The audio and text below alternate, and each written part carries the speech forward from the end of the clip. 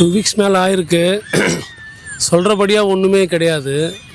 இதெல்லாம் இவங்க மாற்றணும்னு சொல்லி வந்தாங்களோ எதுவுமே மாறல. எல்லாமே அப்படியே தான் நடந்துகிட்ருக்கு. எல்லாமே வந்து எப்படி சொல்கிறதுனா வேறு மாதிரி நடக்குதுன்னு வச்சுக்கிங்களேன். இப்போ டெல்லிக்கு இவர் போனார். டெல்லிக்கு போயிட்டு அங்கே ப்ரெஸ் மீட் பண்ணலன்ற ஒரு விஷயம் பெரிய விஷயமா ஆயிருக்கு. கூட கூட்டிகிட்டு போனவங்கெல்லாம் வந்து யாரையோ கூப்பிட்டு போயிருக்காங்கன்னு சொல்கிறாங்க. அரசியலுக்கு சம்மந்தப்படாதவங்க, அரசுக்கும் அதுக்கும் சம்மந்தம் இல்லாதவங்கன்னு வச்சுக்கிங்களேன். ஸோ அவங்க போயிட்டு வந்திருக்காங்க. இவர் போயிட்டு என்ன கொடுத்தாரு, எந்த மாதிரி அவங்க ரிசீவ் பண்ணாங்க. ஏன்னா 10 நிமிஷம் தான் வந்து பிரைம் மினிஸ்டரே பார்த்ததா சொல்கிறாங்க. ஸோ அந்த 10 நிமிஷத்துலேயே வந்து அதிகபட்சமாக அவங்க பேசுனதே 2 நிமிஷத்துக்கு மேலே கிடையாது அப்படின்னு சொல்கிறாங்க. ஸோ இவர் 10 நிமிஷத்தில் என்ன இவர் பேசினாருன்றது தெரியாது. நிர்மலா சீதாராமனை பார்த்துட்டு ஏதோ கோரிக்கை கொடுத்துருக்காருன்றாங்க. அந்த என்னென்ன கோரிக்கைன்றது கிளியராக நம்மளுக்கு சொல்ல முடியல.